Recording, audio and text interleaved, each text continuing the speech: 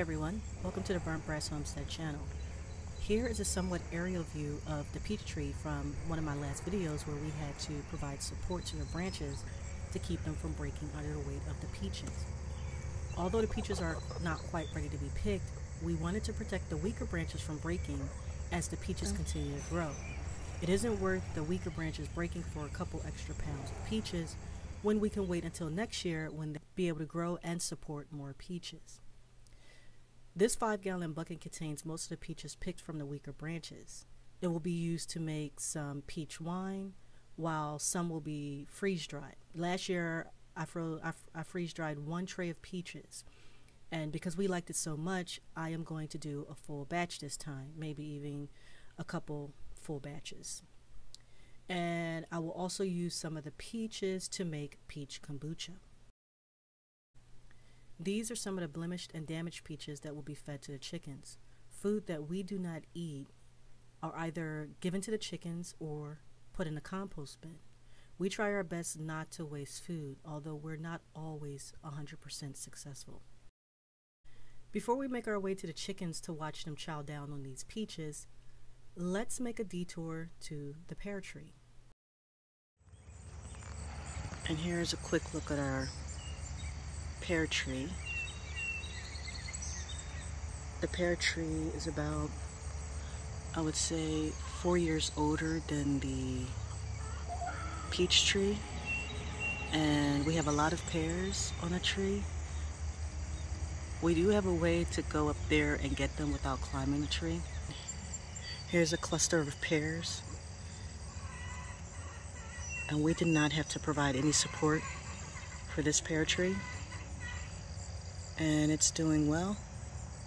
So look forward to harvesting the pears, in which case I think I'm gonna make maybe like apple chips, or pear chips I should say, and then I'm actually gonna try to make a wine. We'll see how that goes.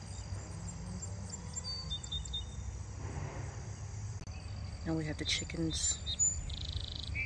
We have the chickens running over as they see me walking toward them. I have a few questions while we watch the chickens enjoy the peaches. When was the last time you went to the grocery store to buy fruit, and how much did you spend on it? Then think about how often you spend that much each week or month for fruit, and we're only speaking about fruit.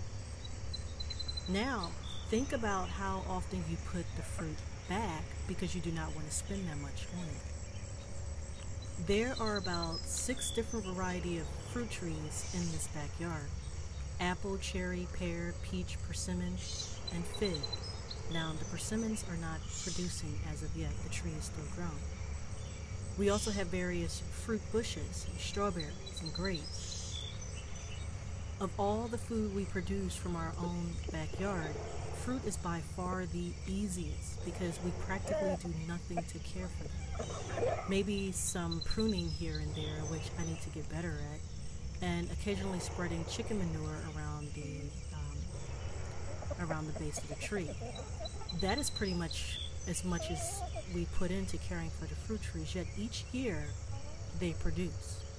Now, the grapes and strawberries and blueberries, they get watered here and there, but typically Mother Nature takes care of all of our fruit trees.